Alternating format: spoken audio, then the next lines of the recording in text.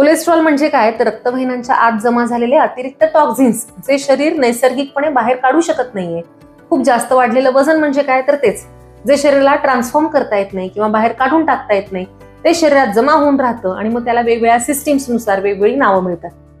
यासाठी काय करायचं, तर सगळ्यात महत्वाचं म्हणजे पचन सुधारणे. फक्त अन्नपचन नाही बरं का, सेल्युलर लेवलवर जे ट्रान्सफॉर्मेशन रूपांतरण होत असतं त्याला आयुर्वेदात म्हटलं आहे अग्नी. आणि या अग्नीची रक्षा करणं हे प्रत्येकाचं कर्तव्य आहे. विशेषतः आम्ही डॉक्टर्स आहोत, त्यांनी सर्वप्रथम पेशंटच्या अग्नीची रक्षा करायला हवी असं आयुर्वेद म्हणतो. अग्नी उत्तम असला तर नैसर्गिकपणे जे अनावश्यक घटक आहेत जे शरीरातून बाहेर काढून टाकायला हवेत ते काम आपोआपच होतं.